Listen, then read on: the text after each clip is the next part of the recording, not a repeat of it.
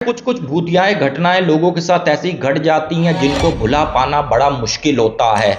जिनके साथ घटती है उनको तो भुला पाना मुश्किल होता ही होता है, साथ में उनकी पीढ़ियां ले लो, उनके खानदान ले लो, वो भी उस चीज को भुला नहीं पाते। और उसके बाद कोई सी भी ऐसी अनजानी जगह हो, अंधेरे से भरा हुआ रास्ता हो, वहां से निकलने से पहले बंदा 10 बार सोचता है। और आज जिनकी स्टोरी लेकर आया हूं उनके साथ भी कुछ ऐसा ही इंसिडेंट हुआ, लेकिन पहले चैनल का इंट्रो।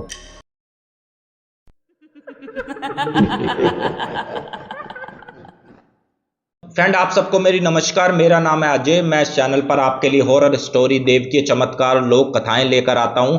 आपको भी इंटरेस्ट है तो प्लीज चैनल को सब्सक्राइब करें और ये कमेंट करना ना भूलें ये स्टोरी आप कहां से देख रहे हैं। आइए फ्रेंड, शुरू करते हैं आज का आर्टिकल। और ये आया है हमारे पास उत्तराखंड का एक छोटा सा शहर पड़ता है बनबसा, वहां से। वहां के रहने वाले नीरज, नीरज की छोटी बहन, नीरज के माता, नीरज के पिताजी, 4 लोगों का परिवार होता है। नीरज की आयु बता दूं लगभग 16 वर्ष होती है और नीरज की जो बहन होती है उसकी आयु लगभग 13 से 14 वर्ष की होती है। और ये पूरा समय है जो इनके साथ घटना घटी थी लगभग सन 2021 की। और ये 2021 का समय चल रहा था। तो ये अपने पिताजी से ये कहते हैं, पिताजी हम मामा के घर नहीं गए और काफ़ी समय हो गया है।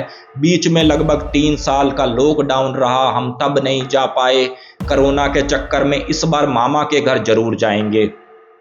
तो यहाँ पे नीरज के पिताजी ये कहते हैं, बोले बेटा चिंता मत करो, मैं भी अपने ससुराल नहीं गया हूँ लगभग 6-7 सालों से।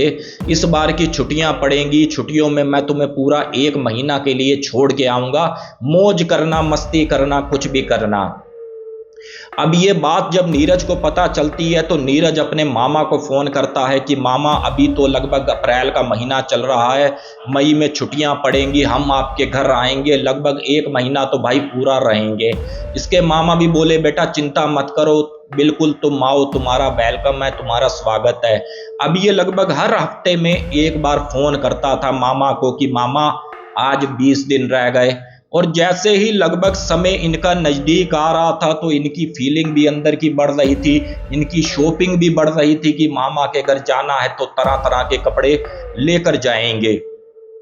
अब जैसे ही जाने को 2 दिन रह गए तो यहाँ पर इसके मामा का फ़ोन आया, बोले बेटा नीरज इस बार की छुट्टियां कैंसिल कर दो, तुम हो सके तो दिवाली की छुट्टी पे आ जाना, नहीं तो अगली छुट्टियों पे आ जाना, अभी गांव का माहौल सही नहीं है, अभी तुम मत आओ।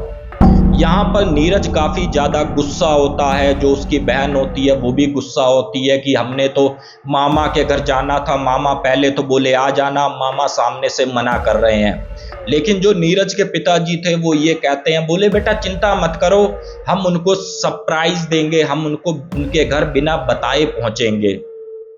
लेकिन जो नीरज की मम्मी थी तो उनका ये कहना था जब भाई ने मना किया है तो रहन दो, लेकिन बच्चों की जिद के आगे नीरज की मम्मी की बिल्कुल नहीं चली। अब जैसे ही इधर इनकी तैयारी चल रही थी जाने की तो एकदम से नीरज के पिताजी के पास फोन आता है, बोले भाई साहब थोड़ा सा काम है, अगर हो सके तो आ जाओ, नहीं तो ये काम आज अगर रुक गया तो फिर दोबारा जल्दी होने वाला नहीं। तो नीरज के पिताजी कहते हैं, बोले बेटा तुम तैयार होके बैठो, मैं बस अभी गया और अभी आया। और लगभग नीरज के पिता को आने में 2 से ढाई घंटे लग गए और समय हो गया यहाँ पर लगभग 3 बज गए। और जो नीरज के मामा का गांव था, मैं आपको बता दूं पिथौरागढ़ जिले में था और लगभग 6 घंटे का रास्ता। अब जैसे ही अपने घर से निकले, कुछ एक इनको जाम भी मिले क्योंकि उधर सड़क का काम भी उस वक्त काफ़ी ज़्यादा जोर शोर से चल रहा था। अब यहाँ पर जैसे ही उस रेंज में पहुँचे अपने मामा के गांव में नीरज पहुँचा तो इसके पिताजी ने तुरंत अपनी कार रोक दी और थोड़ा सा कंफ्यूज ये होने लगे क्योंकि रात का समय है, रात में तो पहाड़ वैसे ही बड़े खतरनाक हो जाते हैं। बोले यार ये रास्ता है या ये रास्ता है, किस रास्ते मेरी ससुराल है। और जो नीरज की मम्मी थी वो पीछे कार में लेटी हुई थी क्योंकि उनको कार का सफ़र भी बर्दाश्त नहीं था, उल्टियाँ वगैरह काफ़ी आती थी, तो वो बताने की हालत में ही नहीं थी कि भाई ये रास्ता है या ये रास्ता है। 2 मिनट तो वो कार लेकर खड़े रहे, लेकिन जैसे ही 2 से 5 मिनट होते हैं तो एक बंदा सामने से उनको आता हुआ दिखा जो काफ़ी ज़्यादा बुजुर्ग था। तो नीरज एकदम से चिल्ला के बोले पापा वो देखो अंकल आ रहे हैं, हम उनसे पूछेंगे कि हमारे मामा का गांव किस तरफ है। अब जैसे ही वो अंकल पास आते हैं तो वो नीरज के पापा ये कहते हैं, बोले बाबूजी हमें इस गांव जाना है, हमको रास्ता बता दो, हम रास्ते से बड़ा कंफ्यूज हैं। अब जो वो बुजुर्ग था वो ये बोलता है, बोले इस रास्ते से मत जाना, इस रास्ते से चले जाओ। अब यहाँ पर जो नीरज के पिताजी थे मन में ये सोचें कि ये खुद तो इस रास्ते से आ रहा है और हमको मना कर रहा है कि इस रास्ते पर मत जाना, चलो कोई बात नहीं भाई, बुजुर्ग बंदा है, क्या ये आदमी कहे। ये बराबर वाले रास्ते में चले जाते हैं और जैसे ही अपने मामा के घर के बाहर पहुंचते हैं और काफ़ी ज़्यादा खुशी और ऊर्जा होती है बच्चों के अंदर, जैसे सारी थकान इनकी ख़त्म हो गई। अपने मामा के दरवाजे को खटखटाते हैं। मामा इनके जब दरवाज़ा खोलते हैं तो काफ़ी ज़्यादा घबराहट भरी नज़रों से देखते हैं, होपलेस टाइप का हो जाते हैं। बोले कि भाई आप लोग कहाँ से आ गए, आप लोगों को तो मना किया था। ये सब चीज़ें इसके मामा अपने दिल में सोच रहे थे। तो जैसे ही ये लोग अंदर आने को हुए नीरज के पिताजी तो बोले भाई 2 मिनट दरवाजे पर रुक जाओ, ये अंदर से गए गोमूत्र ले लो या गंगा जल ले लो। जब इनके ऊपर पूरा छिड़का गया उसके बाद ये अपना घर के अंदर आए। अब जैसे अंदर आए बढ़िया सा इनका खाना पीना हुआ, खा पी कर सो गए। अब सुबह का समय था तो नीरज के मामा ये बोले बेटा रात के 7-8 बजे के बाद घर से बाहर मत निकलना, थोड़ा गांव का माहौल इस वक्त सही नहीं है। तो यहाँ पे नीरज कहता है मामा चिंता मत करो, मैं कहीं नहीं जाऊँगा 8 बजे के बाद। अब जैसे ही ये शाम का खाना खाते हैं और यहाँ पर नीरज ये कहता है कि मम्मी मैं थोड़ा टहल कर आता हूँ, थोड़ा सा खाना मेरा ज़्यादा हो गया है। तो यहाँ पर नीरज की मम्मी ये बोली कि बेटा मामा की बात याद है या नहीं है, उन्होंने क्या कहा था कि रात को कहीं भी नहीं निकलना। और जो इनके मामा का घर होता है मैं आपको बता दूं कहीं ऐसा नहीं है कि बहुत भारी जंगल है या नीचे उतर कर जा रहे हैं किसी ढलान में इनका घर है। इनका घर था ऑन रोड, जो गांव का थोड़ा सा कस्बा, 20-1 दुकानें। तो यहाँ पर नीरज की मम्मी बोली चल बेटा कोई बात नहीं टहल ले। और ये जो नीरज होता है ये जो मीठा पान होता है खाना खाने के बाद काफ़ी ज़्यादा शौकीन होता है कि भाई मीठा पान मिल जाए। अब वहाँ पर कुछ एक लोग थे कि बोले यार भाई, नीरज ने पूछा भाई यहाँ पर मीठा पान मिल जाएगा, तो सब ने मना कर दिया, बोले बेटा इस रात के वक्त कुछ नहीं मिलेगा। अब ये अपना टहलते पूरी मार्केट इसने क्रॉस कर दी, पार कर दी और थोड़ा सा अब ये एरिया सुनसान आ गया था, वीरान एरिया आ गया था। यहाँ पर नीरज को ना तो कोई डर लग रहा था ना तो कुछ लग रहा था। उसके दिमाग में बस एक चीज़ ये चल रही थी, अगर यहाँ पर मुझे एक मीठा पान मिल जाए तो मेरा मज़ा ही दुगना हो जाएगा। अब ये क्या देखता है, थोड़ी सी आगे एक आग जल रही है मशाल नुमा, और वहाँ पर एक काफ़ी ज़्यादा वृद्ध बुढ़िया बैठी हुई है और बगल में ही उसका एक बुजुर्ग कोई बुढ़ा सा आदमी बैठा हुआ है। और इसकी खुशी दुगनी हो गई नीरज की जब उसने देखा कि भाई गुटखा, सुरती, पान, तंबाकू सब कुछ उसके पास है। उसने कहा अम्मा एक मुझे मीठा पान बना दोगे? तो अम्मा बोली जी बेटा बिल्कुल बना देंगे। बोले अम्मा एक बढ़िया सा मुझे मीठा पान बना कर दो। अब अम्मा उसको एक मीठा पान बना कर देती हैं। यहाँ पर नीरज मज़े से उस पान का आनंद लेता है और अम्मा के हाथ 20 का नोट रखता है। बोले अम्मा ये लो 20 रुपए। तो अम्मा बोली बेटा पैसे तो तुम ज़्यादा दे रहे हो, इतने का तो पान नहीं है। तो यहाँ पर नीरज बोला कोई बात नहीं अम्मा रख लो, तुम वैसे भी काफ़ी ज़्यादा बुजुर्ग हो, रख लो। और अम्मा तुम रहती कहाँ हो?